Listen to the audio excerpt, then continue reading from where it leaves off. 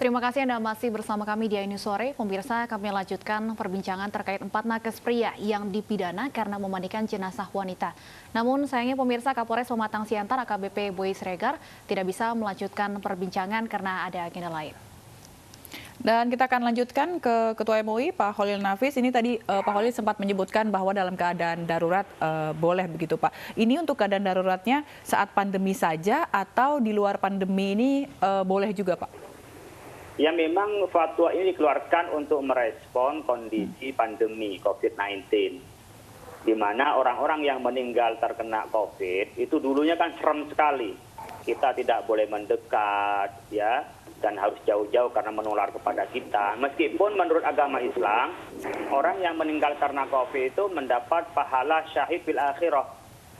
Artinya dia mendapatkan pahalanya orang yang perang di jalan Allah gitu. Hanya bedanya dengan syahid fid dunya wal akhirah itu, kalau yang perang di jalan Allah itu nggak usah dimandiin, langsung dikuburkan. Tapi kalau orang yang wafat karena COVID ini tetap diproses sebagaimana biasanya, yaitu dimandikan, ya, dikafani, lalu disolatin dan dikuburkan.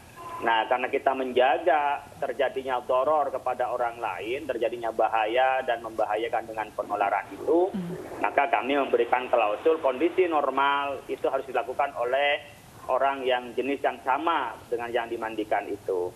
Makanya karena tidak ada, sementara nakesnya cuma orang yang jenis kelamin berbeda, ya boleh saja asalkan dia tidak juga menodai terhadap kehormatan dari jenazah. Seperti halnya perempuan, kalau jenazahnya perempuan, maka laki-laki jangan membuka bajunya itu, cukup dibersihkan yang perlu dibersihkan. Seperti umpamanya ada pempesnya, buang dulu pempesnya. Ya, hal-hal yang memang najis dibuang dulu, kemudian disiram begitu saja. Jadi daruratnya itu juga darurat karena pandemi COVID-19 ini. Jadi berubah, sosial kita berubah, bahkan cara keagamaan kita berubah. Karena kita hifdzun nafsi itu memelihara jiwa itu didahulukan daripada kemaslahatan lainnya. Oleh karena itu dalam kondisi yang seperti sekarang, kalau memang tidak ada nakes lain, sementara ini harus dilaksanakan tajhizul jenazah atau pemulasan jenazah, ya dipersilakan dengan jenis kelamin yang berbeda, tapi tetap menjaga kehormatan tadi, tidak sampai dibuka auratnya, gitu, tetap bajunya hanya dibuang atau dibersihkan dari najisnya. Tadi juga sempat disampaikan Pak Kholil bahwa para nakes ini tidak mengetahui adanya tentang soal agama dalam pemulasaran ini, Pak. Itu nanti hukumnya bagaimana, Pak? Ya, orang yang nggak tahu di dalam agama itu hanya kewajiban belajar, tapi tidak ada dosanya bagi orang yang tidak tahu. Makanya seperti halnya majelis ulama yang tahu itu berkewajiban untuk menyampaikan kepada yang tidak tahu. Oleh karena itu nakes yang tidak tahu saya memaklumi, karena mereka ini kan beliau-beliau ini juga bekerja ya dengan penuh susah payah, lelah, dan di dalam ancaman maksudnya tertular menurut saya di dalam ancaman seperti itu dengan semangat untuk melaksanakan, saya mengapresiasi. Jadi kalau nggak ada waktu untuk membaca fatwa, saya memaklumi ya, namanya juga keterbatasan waktu dan juga ruang juga.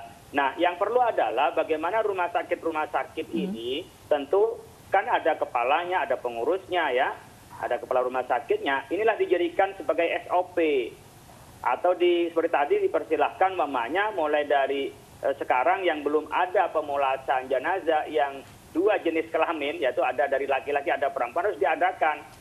Yang sebelumnya tidak ada penyiapan pemulasan jenazah di rumah sakit, yang mulai sekarang harus ada nakes yang disiapkan untuk pemulasan jenazah yang nanti disesuaikan dengan jenis kelaminnya. Oleh karena itu yang perlu dilakukan, artinya berkewajiban untuk melakukan akomodasi dan menerapkan dari fatwa ini adalah pihak rumah sakit, artinya dari kepala rumah sakit, aparat di rumah sakitnya itu yang untuk menerjemahkan menjadi SOP, menjadi standar operasional prosedurnya itu. Sehingga siapapun nakesnya mau tahu tentang fatwa atau tidak tahu, tetapi mereka sudah bergerak melaksanakan sesuai ajaran Islam yang telah difatwakan oleh Majelis Ulama Indonesia. Baik. Saya kembali ke kuasa hukum tersangka Pak Jasmen. Pak Jasmen, apakah jenazah wanita yang dimandikan ini memang statusnya sudah positif COVID-19? Iya, begini Mbak. Jadi saya perlu menyampaikan bahwa atas info yang disampaikan ke kami bahwa jenazah ini dinyatakan sebagai suspek COVID-19. Ya, jadi suspek COVID-19 ini berdasarkan parameter-parameter yang sudah disusun oleh tim COVID-19 di rumah sakit masing-masing dan khususnya di rumah sakit Jasamen sudah divonis sebagai pasien suspek COVID-19. Suspek ya Mbak ya. Baik. Jadi kalau dinyatakan suspek COVID-19 itu protokol pemulasaran jenazahnya sudah sama dengan yang terkonfirmasi. Baik, Pak Jasmen, kami konfirmasi kembali, keempat nakes ini dikenai pasal apa saja, Pak? Ya, jadi di dalam pendalaman kami ketika tersangka memang waktu pemeriksaan mereka dikenakan pasal 79 Undang-Undang Praktek Kedokteran ya, di pasal 79 poin C, junto pasal 51 Undang-Undang Nomor 29 tahun 2004 tentang praktek kedokteran itu dan dijuntokan dengan pasal 156A KUHP, yaitu tentang penistaan agama. Nah, ketika pelimpahan tahap 2 di Kejaksaan, kami melihat bahwa murni itu pasal yang disangkakan itu pasal 156A KUHP. Jadi pasal 79-nya nggak ada lagi kami lihat. Jadi memang menggunakan pasal berlapis ya Pak ya? Iya. Ada penjelasan dari polisi mengapa mengenakan pasal 156A terkait penistaan agama? Tidak ada penjelasan, karena menurut kami itu kan domain daripada kepolisian dan kami juga tidak mempunyai kapasitas untuk menanyakan itu, karena di dalam hukum acara itu kan adalah domain dari pihak kepolisian untuk dan kejaksaan untuk menentukan pasal itu. Baik, saya kembali ke Pak Holil. Pak Holil, Anda melihatnya apakah pasal penistaan agama tepat untuk diberlakukan kepada keempat nakes ini? Ya, kalau berkenaan dengan hukum, saya tidak punya kewenangan itu ya untuk menyebutnya. Karena nanti salah-salah kalau saya nanti mengomentari itu. Tetapi di dalam hukum Islam ini tidak menciderai, tapi melanggar kalau itu masih ada yang lain. Artinya kalau ada yang jenis kelamin yang sama-sama perempuan, tentu itu yang lebih utama dan diwajibkan itu. Wajib itu di dalam Islam kalau dilaksanakan dapat pahala, kalau ditinggal ya berdosa, itu kalau wajib. Tetapi ini kan ada klausul berkenaan dengan kondisi kita seperti sekarang ini kan penuh keterbatasan. Di dalam fatwa pun juga memberi ruang jika memang tidak ada dan kemudian memang nakesnya hanya itu, sementara jenazah harus segera dikuburkan. Maka mau tidak mau fatwa memberikan ruang untuk dilakukan oleh jenis kelamin yang berbeda. Jadi menurut saya nggak tahu kalau berkenaan dengan hukumnya, karena nanti kita mendahului dari proses hukum itu hak sebagai warga negara. Tetapi kalau saya sebagaimana warga negara tentu ingin penyelesaian masalah itu bisa dengan musyawarah dan mufakat. Tidak semuanya bisa dibawa ke ranah hukum. Jika umpamanya ada hal-hal yang kurang menyenangkan, kurang nyaman dari pelayanan rumah sakit, ya tentunya rumah sakit dengan lapang dada minta maaf dan barangkali bisa memberikan kompensasi barangkali dari kekecewaan pihak konsumennya ya, dari pasiennya. Nah begitu juga dari kita memahami mungkin dari keluarga, sudah dari keluarga yang ditinggalkan, mungkin merasa sedih, yang namanya ada keluarga yang dicintai itu meninggalkan kita, kemudian kadang-kadang juga keluar emosi barangkali. Inilah ujian dari Allah Subhanahu wa Ta'ala yang harus kita sadari bahwa semua adalah dari Allah dan akan kembali kepada Allah, dan alangkah baiknya kalau kita menemukan sesuatu yang kurang nyaman bisa memaafkan. Tentu forum dialog, mungkin barangkali ada mediasi antar keduanya sebagaimana digagas oleh kejaksaan atau kepolisian ya. Bisa dilakukan mediasi sehingga diselesaikannya di luar hukum lah, artinya di luar tuntutan hukum, tetapi masing-masing sama-sama lega dan saling memaafkan. Baik, tidak semua hal perlu dibawa ke ranah hukum. Terima kasih banyak Pak Holil atas penjelasannya. Terima kasih juga Pak Jasmen untuk informasinya. Terima kasih sudah bergabung bersama kami di News Sore. Ya, Pemirsa, Jalan Pantura Kaligawe Stasiun Tawang terendam banjir hingga membuat arus lalu lintas dan aktivitas warga terganggu.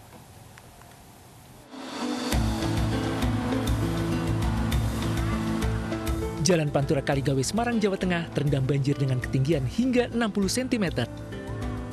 Bahkan sejumlah kendaraan besar seperti truk mogok terjebak di tengah banjir.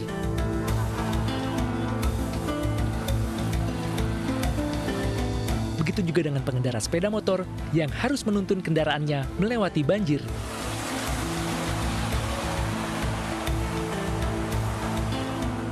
Banjir di kawasan Kaligawe yang sehari-hari cukup padat juga menghambat aktivitas warga. Dari pekerjaan pulang kerja masih perusahaan kerjaan banjir, jadi kita dipulangkan dengan perusahaan. Nah, kita kalau nunggu surut kita tidak bisa sampai rumah, sedangkan perjalanan kita itu sangat jauh. Kita bisa menempuh sekitar 6 kilo.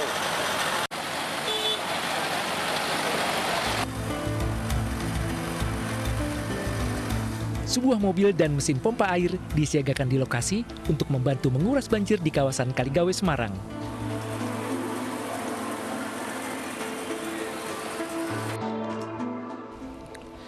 Banjir juga merendam stasiun Tawang hingga bagian drop zone, lobi, perkantoran, dan jalur rel di stasiun. Meski demikian, hanya satu kereta yang dibatalkan perjalanannya, sementara kereta jarak jauh ditarik menggunakan kereta hidrolik. Ketinggian mencapai 50 cm di bagian drop zone, lobi, dan perkantoran stasiun tersebut. Humas PT KAI Daop 4 Semarang Kris Biantoro mengatakan hanya satu kereta yang dibatalkan perjalanannya, yakni kereta Kedung Sepur jurusan Semarang Rombo. Sedangkan kereta jarak jauh seperti Argo Bromong Anggrek, Maharani, Joyoboyo tetap berjalan meski harus ditarik dengan kereta hidrolik. Untuk pelayanan naik turun penumpang dialihkan ke stasiun Semarang Poncol. Hari ini termasuk kemarin juga, mengingat stasiun Tawang aksesnya masih belum bisa dilalui oleh kendaraan umum hingga saat ini. Ketinggian di jalan raya depan stasiun Tawang atau jalan Tawang masih sekitar 45 cm. Kemudian di hall stasiun Tawang sendiri, ketinggian air di boarding masuknya masih 55 cm.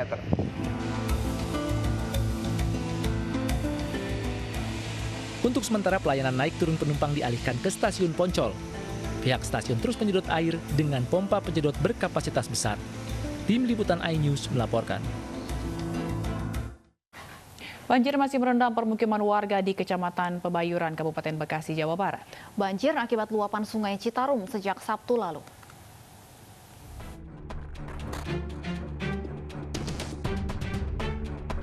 Banjir yang merendam Kecamatan Pebayuran, Kabupaten Bekasi, Jawa Barat perlahan mulai surut. Banjir akibat luapan tanggul Sungai Citarum Sabtu malam lalu. Tim gabungan terus berupaya mengevakuasi warga serta memberikan bantuan logistik menggunakan perahu karet. Sementara itu, tanggul darurat dibuat menggunakan karung dan tanah untuk menahan luapan Sungai Citarum. Untuk penyusunannya juga melibatkan ekskavator. Kira-kira dari malam minggu aja tuh, malam Senin ya. Kan malam minggu kejadian, baru dievakuasi. Malam Selasa saya tinggal di sini. Ini tenda didirikan sendiri atau gimana, Pak? Boleh sendiri. Bikin sendiri. Kemarin sempat ke pengungsian nggak, Pak? Ke yang diingin pemerintah? Belum. Oh enggak. Belum, baru di sini. Kalau Pak. Warga yang kehilangan rumah harus mengungsi, sementara sebagian yang rumahnya masih ada dibersihkan dari lumpur-lumpur bekas banjir. Dari Bekasi, Jawa Barat, Nadia Raisa, Anugrah Surya, iNews melaporkan. Dan untuk mengetahui perkembangan terkini dari lokasi tanggul Citarum jebol di Kampung Babakan, Pebayuran, Bekasi, Jawa Barat, sudah ada rekan kami Nadia Raisa di lokasi. Nadia, bagaimana kondisi terkini pasca jebolnya tanggul Sungai Citarum di sana? Ya, Stefani dan juga Zila, untuk saat ini tanggul darurat sudah dibuat di pinggiran Sungai Citarum untuk memperbaiki atau menggantikan tanggul yang sebelumnya jebol dan mengakibatkan permukiman warga di Kampung Babakan, Banten, Kabupaten Bekasi itu terendam hingga mencapai atapnya. Dan bisa dilihat di sebelah kiri saya ini merupakan tanggul darurat yang terbuat dari tumpukan karung berisikan tanah, dan dalam pengerjaannya itu melibatkan ekskavator, ada 6 unit ekskavator untuk mengeruk tanah dan juga memasukkan tanah tersebut ke tumpukan karung-karung yang sudah ada. Dan selain itu di sini juga dikarenakan permukiman warga ada beberapa yang hancur sehingga rumah-rumah warga yang hancur tersebut pun diperbaiki karena memang ada yang benar-benar rata dengan tanah dan sudah tidak dapat ditempati. Oleh karena itu dilakukan perbaikan terhadap rumah-rumah tersebut selain dari tanggul ini juga. Dan untuk banjirnya sendiri sudah surut dan akses jalan pun sudah dapat dilalui kendaraan roda 2 dan roda 4 setelah sebelumnya terhambat dikarenakan genangan air. Dan selain itu juga akibat banjir yang merendam rumah warga di sini, listrik juga padam dan warga juga ada yang mengungsi ke masjid dan juga ada yang mengungsi ke sekolah dasar terdekat.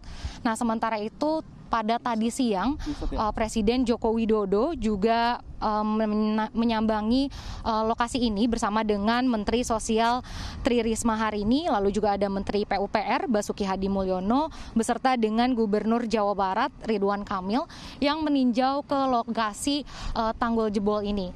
Dan tadi juga Presiden Joko Widodo setelah melakukan peninjauan dan juga berdiskusi dengan jajarannya, ia juga mengatakan bahwa tanggul darurat ini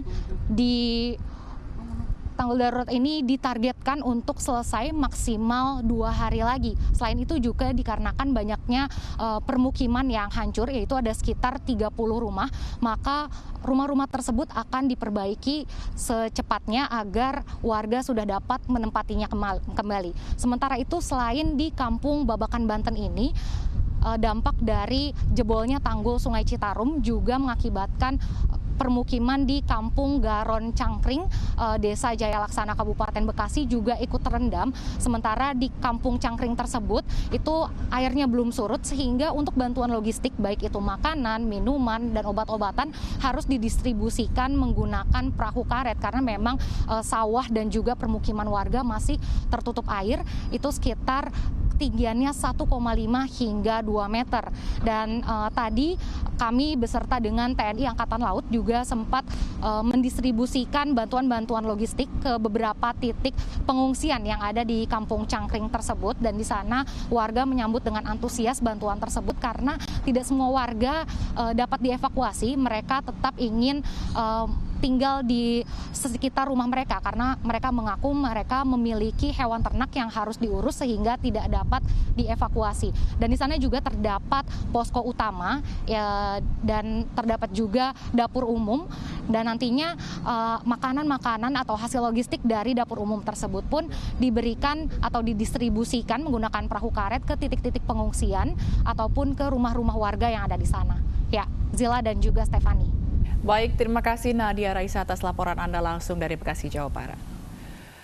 Tanah longsor yang disebabkan hujan deras menimbun asrama pesantren. Longsor menyebabkan 5 orang santriwati meninggal dunia serta 2 orang luka berat.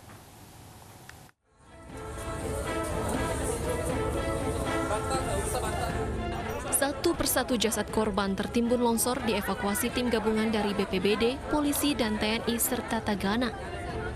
Ada 5 santriwati pondok pesantren di Desa Bindang, Kecamatan Pasean, Kabupaten Pamekasan, tewas tertimbun longsor.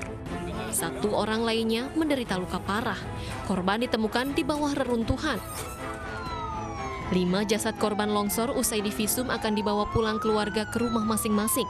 Sementara 1 korban luka dirawat di Rumah Sakit Waru. Pondok pesantren di Desa Bindang, Kecamatan Pasean, Kabupaten Pamekasan yang berada di bawah tebing tertimpa tanah longsor dini hari tadi. Longsor terjadi saat hujan deras disertai angin kencang melanda kawasan ini. Berikutnya kurang lebih pukul 05.15 kita lakukan evakuasi bersama dengan masyarakat. Ditemukan juga lagi mayat jenazah seorang perempuan. Tidak selang kemudian 2 jenazah ditemukan kembali pada waktu melakukan evakuasi dengan masyarakat. Jadi total berapa jumlah korban jiwanya? Keseluruhan itu 5 meninggal dunia, 1 patah tulang. Pasca longsor, pondok pesantren Anidomiyah ditutup, para santri pun dipulangkan. Dari Pamekasan, Jawa Timur, Dedi Priyanto, iNews melaporkan. Petugas suku dinas sumber daya air mendapati banyaknya limbah kabel yang menyumpat rongga saluran air. Diduga kuat limbah berupa ratusan potongan kulit kabel itu merupakan bekas aksi pencurian kabel bawah tanah oleh sekelompok orang tak dikenal.